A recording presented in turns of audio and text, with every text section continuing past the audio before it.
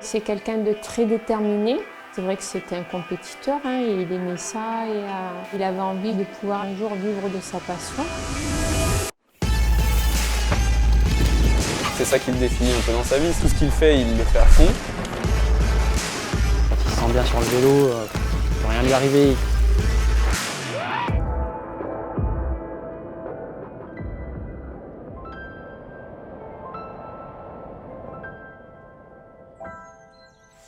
Hugo, c'est notre premier garçon.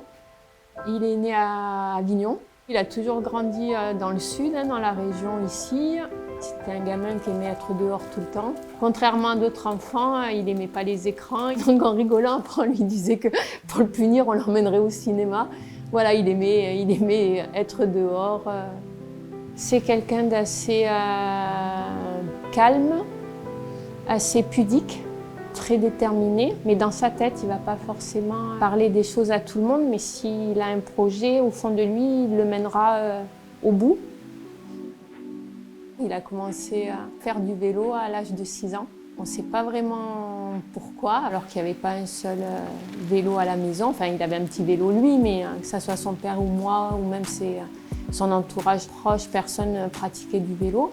Du coup, on s'est renseigné, il y avait un club pour le vélo rock à Cavaillon et il a démarré le vélo comme ça. Ça vient vraiment de lui, quoi, d'une envie vraiment, à mon avis, une attirance profonde.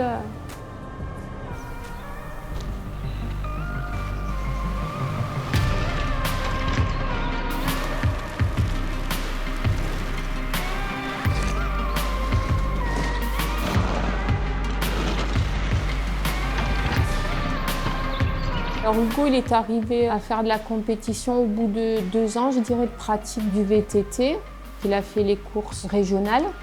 C'était un compétiteur, hein, et il aimait ça et il a bien marché rapidement au niveau national. La poursuite, ça a été des sélections en équipe de France. C'était en 2011. Moi j'étais KD2, il était KD1. Première Coupe de France de la saison, on était tous les deux première ligne. On a fait le start tous les deux, il était premier, j'étais deuxième. Il y a une photo qui est sortie sur Universal Bike Racing. On était tous les deux roue dans roue. Voilà la première Coupe de France en tant que cadet. Je me rappelle que ses objectifs, puisqu'il venait de rentrer dans le team du club et il devait, je crois, rentrer dans le top 20. Il fait deuxième. Donc je me rappelle la deuxième course en Bretagne avec son père, on lui dit, tu sais, c'est exceptionnel, il faut pas que tu t'attendes à... Voilà, parce il refait deuxième. Et la même année, ça devait être la troisième course, c'était le championnat de France. Il gagne. On a fait les Coupes du Monde ensemble dans l'équipe de France. Et donc on est devenus super potes après ça. Et une fois qu'il est arrivé à Aix-les-Bains pour le CESNI, là on passait tous nos entraînements ensemble et tout.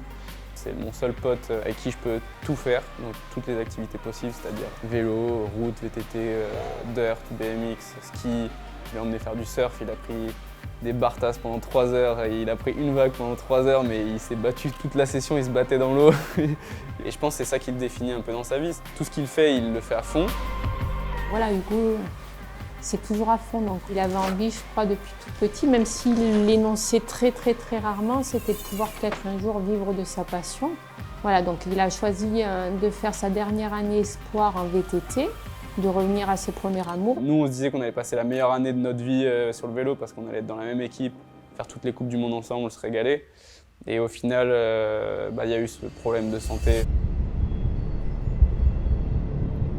Hugo, il a toujours eu à faire quand même avec un petit peu des maux de ventre, hein, par rapport au vélo, mais qui gérait bien. Il y avait déjà eu une alerte, c'était en France. Il mène la course les 3/4 avec même de l'avance. Et en fait, dans le dernier tour, il est tombé physiquement, il est tombé tellement il était, je pense, c'était des crampes, mais des crampes de douleur, de maux de ventre qu'il a eu. Il a quand même terminé la course, il a perdu beaucoup de sang et là où on s'est dit, il y a un souci. J'avais déjà su un peu qu'il avait des problèmes de santé quand il se mettait trop à bloc après les courses et tout ça. Il m'avait déjà parlé de ça un peu. Il ne pouvait plus du tout se mettre à bloc pendant 1h30 ou pendant 5 heures sur le vélo de route. Hugo, je pense, a aussi une tolérance à la douleur qui est très importante. Et tant que ça a impacté après la course, il prenait sur lui. Mais voilà, là, ça a été quand même la première alerte et il était en junior, 2e année. Le point le plus grave, c'était en Afrique du Sud. Il marchait, il poussait le vélo, il devait évacuer le sang qu'il avait dans l'estomac. Donc je pense que tout le monde l'a vu sur le bord du circuit, ils hallucinaient. Nous, on l'a vécu à distance. On suivait sur un site internet avec les tours. Et je voyais bien que de tour en tour, il perdait du temps. Et je me suis dit, c'est pas possible. Et effectivement, cette fois-là, ça a été une des premières courses où ces maux de ventre sont arrivés pendant la course. Et il a même eu des hémorragies pendant la course. Et du coup, à partir de là, on a su que c'était assez gravement compromis. On a fait tout de suite des examens médicaux qui ont révélé du coup une difficulté au niveau de son intestin et des hémorragies sous effort violent qui durent plus de 40 minutes. Donc les médecins lui ont tout de suite dit qu'il n'y avait pas de traitement, qu'il n'y avait pas d'opération. En 3-4 jours, Hugo il a su que le VTT pour lui c'était terminé, quoi.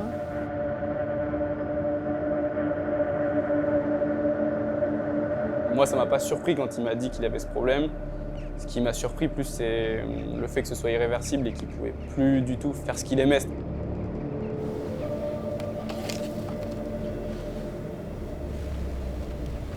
Ça a cassé son projet à lui de se remettre au VTT. Il a fallu se remettre en question et il faut qu'il vive avec.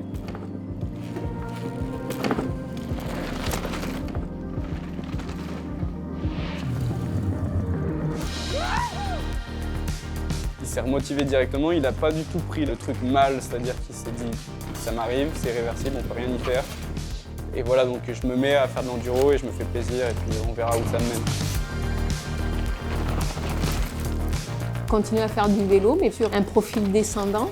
Au départ, même les premières courses d'enduro, il ressentait quand même des douleurs. Mais en fait, il a appris aussi à les gérer là et un entraînement spécifique et au niveau aussi gainage et musculation, au niveau de la tenue du corps, il arrive à gérer plutôt bien son problème de santé. Et du coup, il a fait direct l'Epic Enduro, je pense qu'il est une des courses les plus dures physiquement et techniquement. Et il a fait directement 3e, donc ça a parlé directement en fait. Quand il a choisi donc, de faire de l'enduro et rapidement d'en faire sérieusement, c'est vrai qu'il s'est bien débrouillé au niveau du matériel. Il a pu avoir par Scott déjà dès le départ du matériel. Je me suis intéressé à lui fin 2018. J'ai vu assez vite qu'il avait du talent.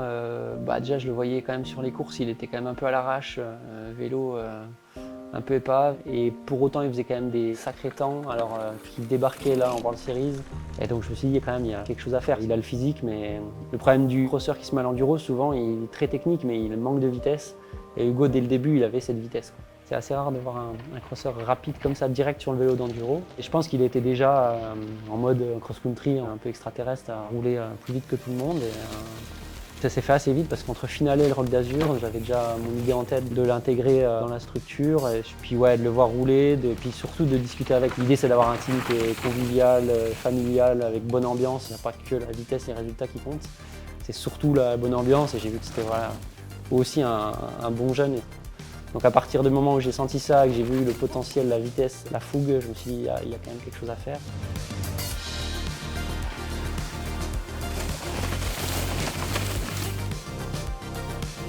Après, il arrive dans un enduro qui est déjà ultra compétitif. World Series, c'est déjà top niveau et il faut tout de suite qu'il soit vite. Il attaque à fond. Bon, des fois ça passe pas. Mais c'est le genre de rider, ils font leur meilleur chrono avec un petit tonneau dans le week-end. S'il n'y a pas de tonneau, c'est que c'est pas allé assez vite. Mais voilà, il faut qu'il apprenne à rouler à 100% sans faire de trop. Et ça, forcément, ça demande du temps. Donc c'est ça aussi l'idée de l'équipe, et c'est gérer cette consistance, gérer son matos, gérer son pilotage. Et puis après, aussi gérer sa façon d'appréhender la compétition.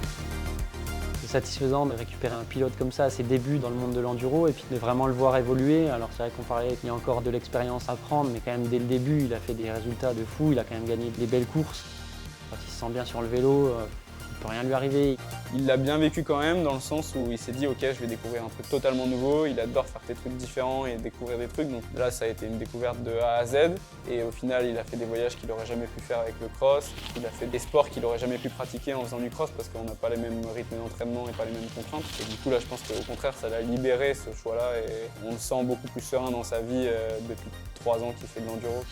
Il y a eu des changements dans sa façon aussi de vivre, mais à la rigueur, on était content de ces changements. Il a gardé cette joie de faire du vélo, quoi. Elle est intacte.